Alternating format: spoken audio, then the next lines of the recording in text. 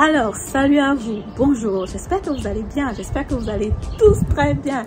Dans la vidéo d'aujourd'hui, on va parler comme ça de l'investissement immobilier et de l'investissement en bourse. C'est qui le gagnant? Qu'est-ce que toi tu penses? Dis-moi déjà en commentaire quel des deux investissements est le gagnant, parce qu'effectivement on a fait un live par rapport à cela sur ma chaîne récemment avec un frère de la communauté que tu connais certainement, qui est dans le domaine de la bourse. On a affronté comme ça les deux types d'investissements parce qu'on voulait voir c'est qui le gagnant, c'est quel type d'investissement qu'il faut faire, qu'est-ce qu'on fait quand on a un peu d'argent.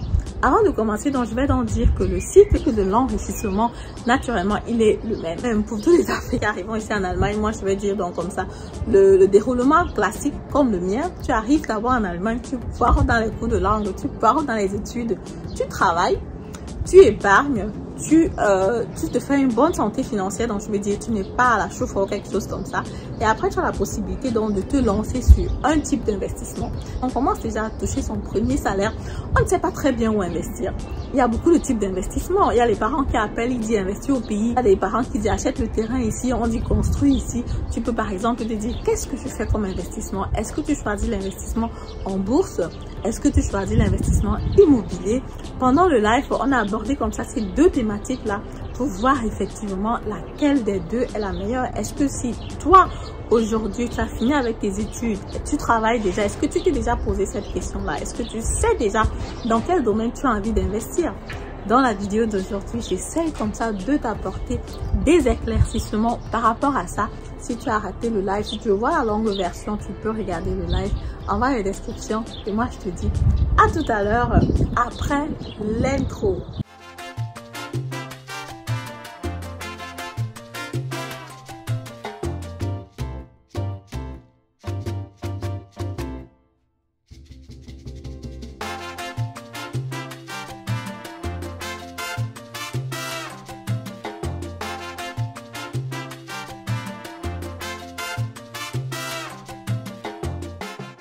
Alors, salut à vous, bonjour, mon nom c'est Madeleine Niedem, je suis investisseur immobilier, coach en investissement immobilier, je suis conseillère financière certifiée selon le paragraphe 34i, je suis créatrice de la formation Investir en immobilier comme un pro ou alors comme une pro que tu peux prendre en suivant les informations qui sont en barre de description.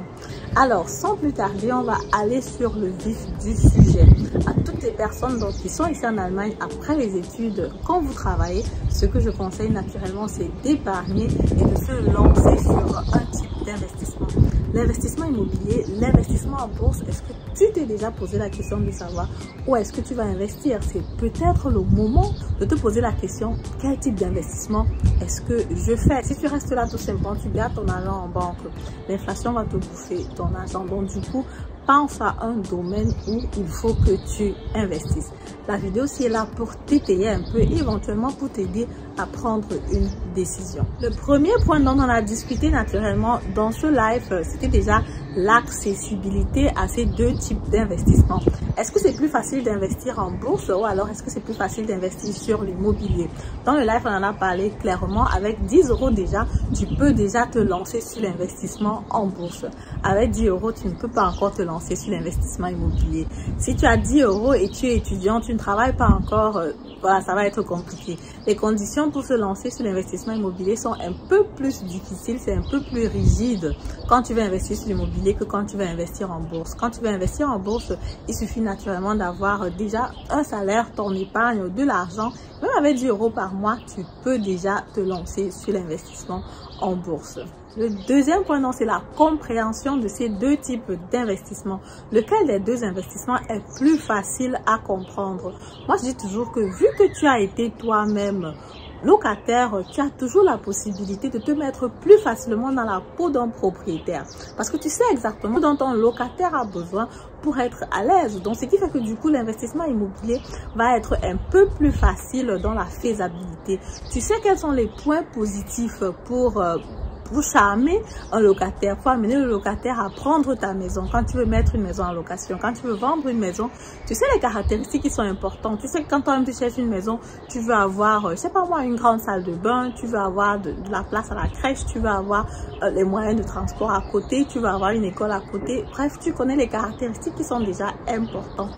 Et avec ces caractéristiques-là, tu peux toi-même utiliser ça pour trouver un bon locataire, pour trouver un bon appartement. Donc du coup, l'investissement immobilier va être un peu plus facile à comprendre. Naturellement, ce qui fait peur souvent, c'est de savoir quelle est la substance de l'immobilier. Est-ce que le bien immobilier est tangible? Est-ce qu'il ne va pas s'écrouler demain, juste pour parler comme ça? Parce que naturellement, en Allemagne, tous les appartements, tous les immeubles ont une assurance. Mais parfois, les personnes se posent la question, voilà, est-ce qu'il n'y aura pas du schimmel? Est-ce qu'il n'y aura pas la moisissure sur les murs? Est-ce qu'il n'y aura pas un problème du jour au lendemain? Est-ce que j'ai besoin d'un expert en bâtiment pour pouvoir me qualifier ce bien immobilier? Effectivement, quand tu prends un bien immobilier pour retaper, tu peux avoir besoin d'un expert en bâtiment parce qu'il faut qu'il regarde pour voir si ça vaut la peine que tu te lances. Mais si tu prends un bien immobilier qui est déjà bien construit, où tu te fais accompagner, où tu as quelqu'un qui te certifie que le bien immobilier est top, là, il n'y a pas de souci du tout, tu peux te lancer. Donc moi, je trouve que l'investissement immobilier, c'est un peu plus facile à comprendre, mais la bourse, c'est un peu plus compliqué parce que pour choisir, par exemple, une action, tu choisis l'action de quelle société?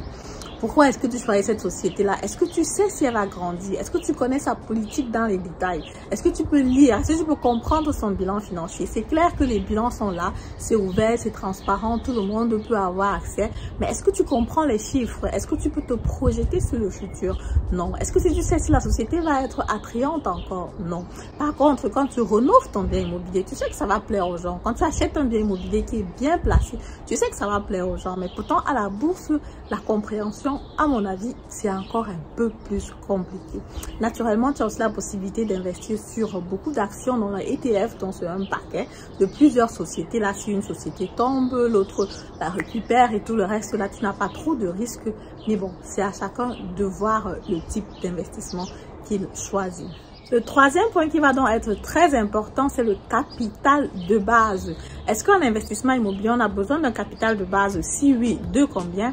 Est-ce que pour investir à la bourse, on a besoin d'un capital de base? Si oui, c'est combien?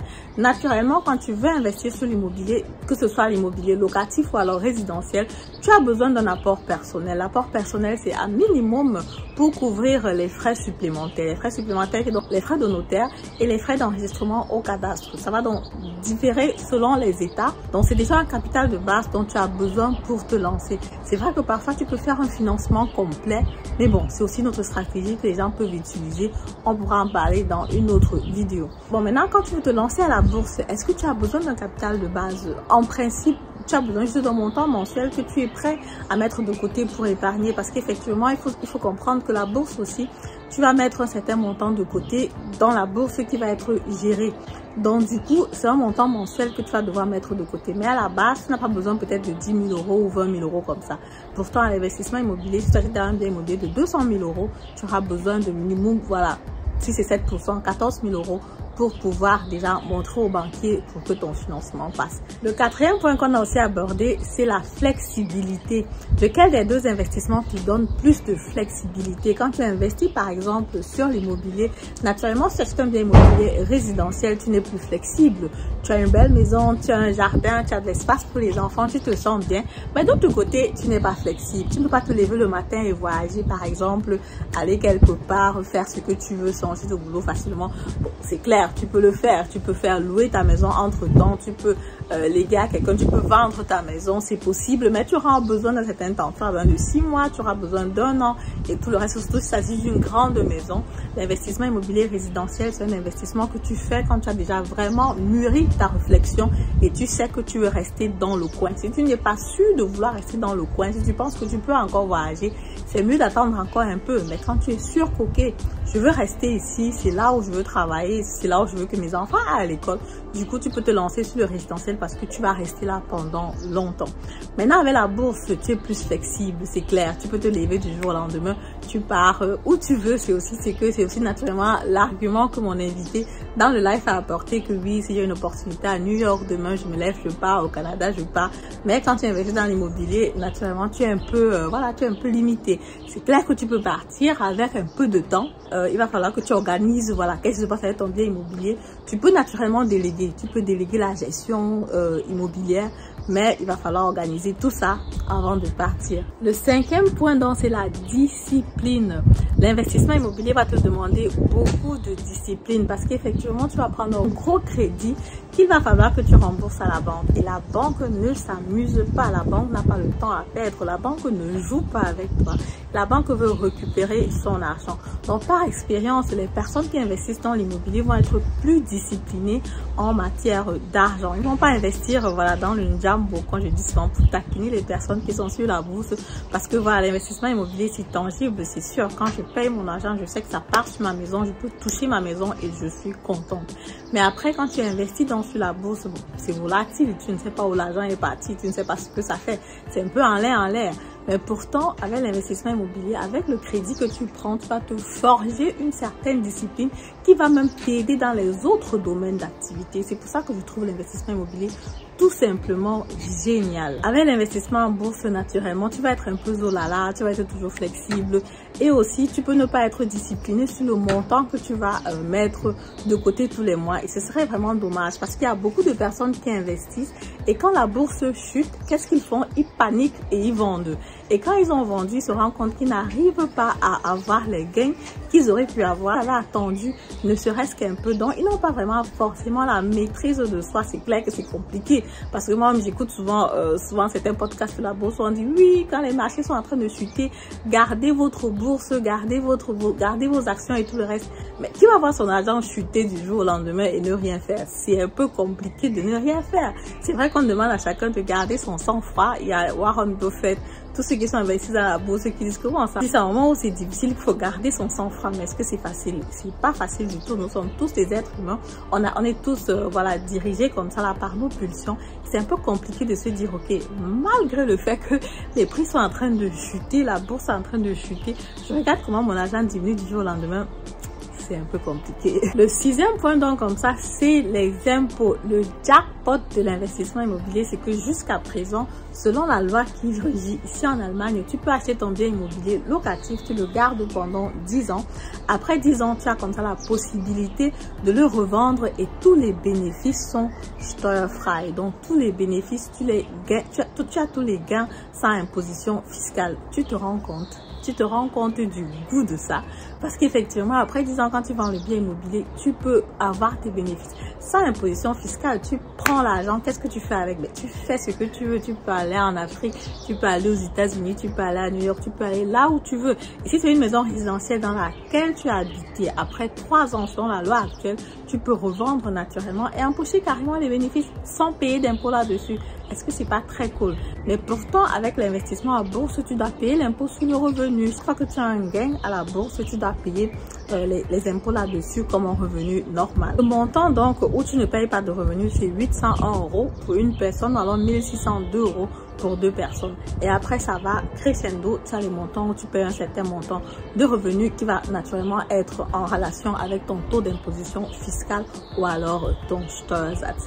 Pour finir, on devait donc parler de rentabilité. On devait aller dans les calculs, dans les détails pour voir effectivement qu'est-ce qui gagne en matière d'argent.